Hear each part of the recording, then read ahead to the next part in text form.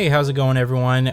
So quick point before we get started here. You're going to start seeing these reminiscing videos a little bit more often now. I've actually completed all the games on my PlayStation 4 and Xbox One, which I was kind of balancing with the new stuff that's out and the new stuff that I'm playing.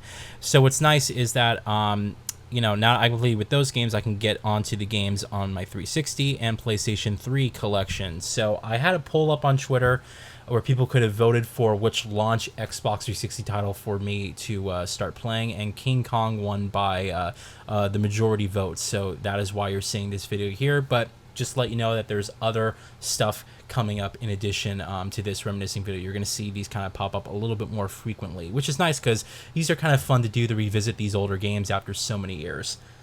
So this is a launch Xbox 360 game, Peter Jackson's King Kong, the official game based off of the movie. And I actually remember Microsoft advertising this game back when the 360 was launching, as this game being a technical showcase of what the Xbox 360 was capable of doing. They actually had this game demoed at some of their events back when that console was launching.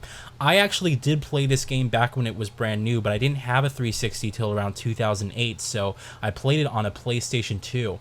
And I remember distinctly back in my childhood that this game really scared the shit out of me. For me, this was like a pinnacle horror game experience because you're sort of abandoned here on this island. You have dinosaurs and all these creatures trying to kill you. I mean, this game really scared the living hell out of me when I was a kid. I was 11 years old back when this game came out, just to put that in perspective. So it was a little bit crazy playing this game after all these years. It was a bit interesting because my mindset's completely different right now. And I was able to really kind of sit back and enjoy the game for its atmosphere. And I don't think I ever completed the game when I was a kid and played it the first time. So this time playing it on an Xbox 360, the console of choice for this game, unlocking the achievements and stuff, which were fairly easy, and it was quite a wild ride, I have to say.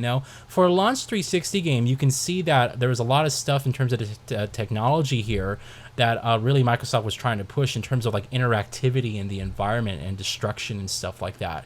We had seen a few of the stuff on consoles like the PlayStation 2 and the original Xbox, a little bit more so, but with this game, to me, in terms of it being a sort of a next-gen experience, I'm looking at textures, I'm looking at animations, and sort of the interaction with the environment, the fidelity of sort of everything going on. And this game does a really decent job of actually really selling its atmosphere, and you sort of feel the placement of the world as you're kind of trekking through it, and that makes for a really interesting and enjoyable experience, to be honest. This game isn't anything particularly special.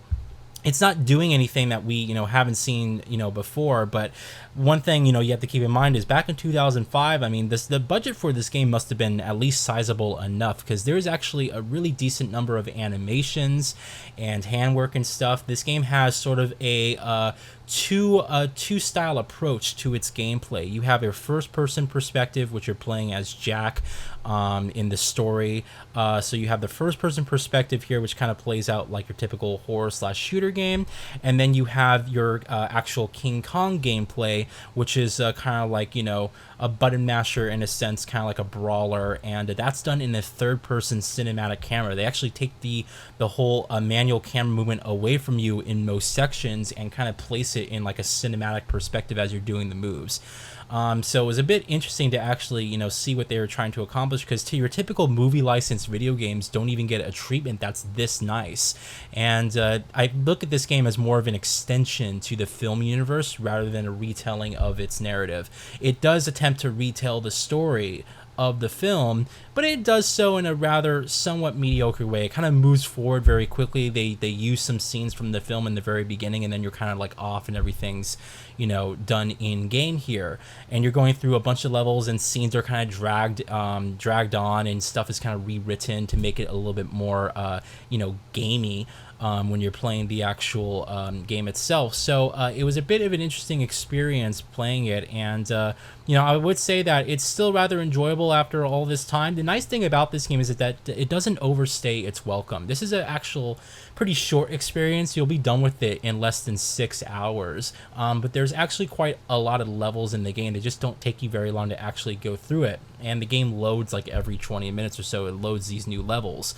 Now, I played this on an Xbox One X via backwards compatibility, so I was sort of able to enjoy the game without any frame rate issues, although a few technical issues did pop up. The game seemed to stutter when a ton of alpha effects were in view, so you had that, but the game played fine, through backwards compatibility, and I can't really speak about the game running on actual Xbox 360 hardware, as I'm sort of making a point to utilize the backwards compatibility features of, of course, the Xbox One X as well as the Xbox Series X when it comes to playing these older games. I do have an original launch 360 in my collection, but considering that thing still works, I don't want to even remotely try to endanger it with a Red Ring of Death issue. I'm trying to keep that thing lasting as long as possible. But still, playing it on an Xbox One X, it's not enhanced or anything like that, so you're still getting your 720p resolution here. But to be honest, I've seen a lot more blurrier and pixelated games, especially of this era. This has to be one of the more cleaner 720p experiences that I've seen. And, the game is definitely a cross-gen looking game. I don't think when you look at it, you're going to immediately say, wow, this is running on an Xbox 360. There are some nice effects, and the 360 does a good job at, again, adding interactivity to the environment, stuff like swaying grass and the animation work and stuff like that, especially on your weapons and whatnot. It does a really good job of at least selling the environment and stuff. In the 360, you can tell, pushes it a little bit further in terms of its fidelity, where things on the PlayStation 2 would have looked a little bit flat in comparison. So, you definitely got some decent effects here.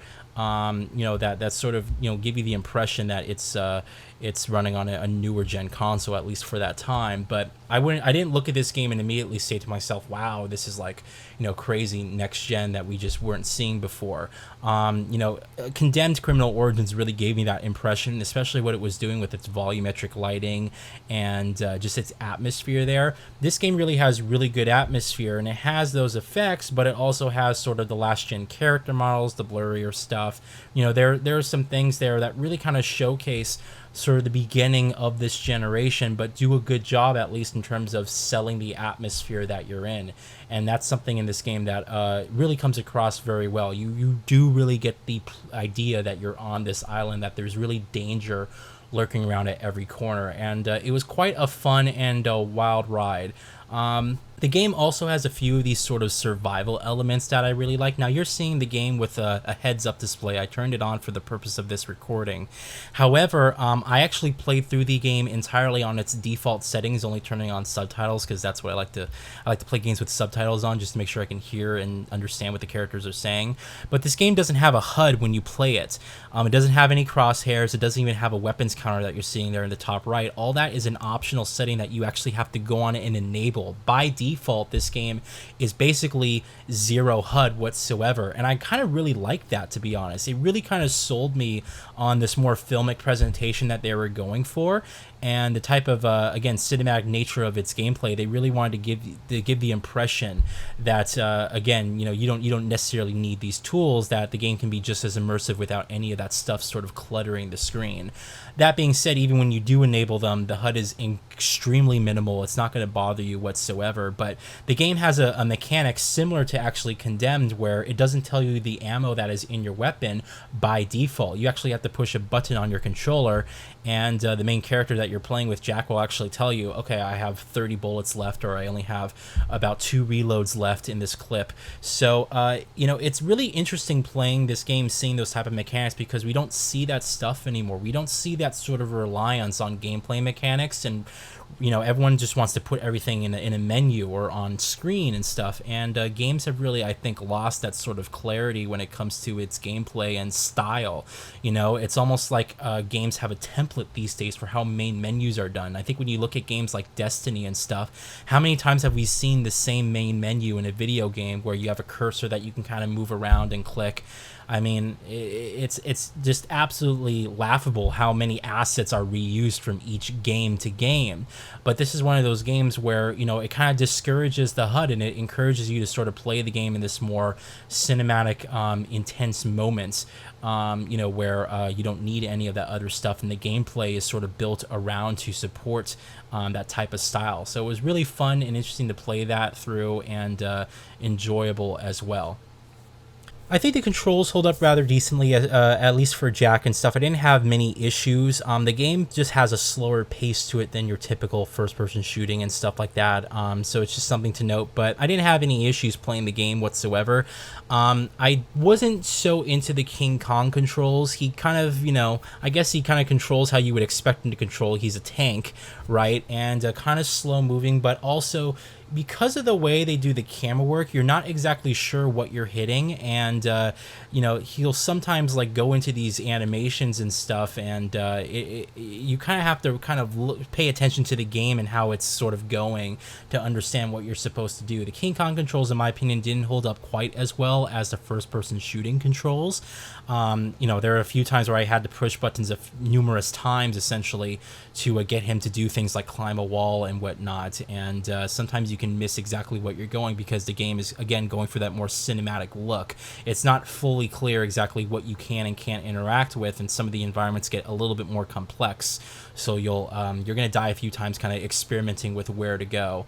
That being said, it was nothing major, and you're able to get through those sections just fine. It's just a little bit of a headache that you're going to be hitting, something that you're just not really used to seeing with modern games today. But that being said, the controls hold up decently well.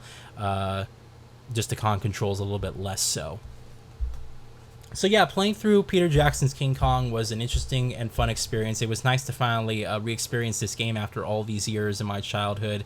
Me being scared as a kid playing this game to, now being an adult playing this, and now being able to appreciate its more artistic touches and the stuff that it really did for, a new generation. You have to look at this game from that perspective, that this was kickstarting a new generation. And you can see stuff with just sort of its effects and the interactivity with the environment, the physics and stuff that, it was really trying to push the envelope there and kind of, again, sell you on atmosphere. This is really a really important generation, I think, for the atmosphere of games.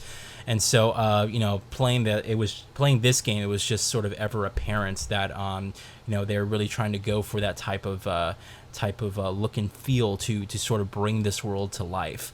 So anyway, it was a fun ride. Enjoyed playing through this game again, and just cool to see after all these years. Again, this game's backwards compatible on the Xbox One as well as the Xbox Series consoles, so you could theoretically purchase this game and play it on those new consoles if you ever wanted to go back to it. And like I said, even though it's not enhanced in any way, at least on the Xbox One X where I played it, it still holds up fairly well, I think, in the graphical department. The character models are lacking and stuff. I do think that the character models here look slightly better than Condemned, although that's not saying that much. Again, this was cross-generation development, the beginning of a new generation, and so we haven't tapped the hardware yet of really the custom APUs and the architecture inside of these consoles.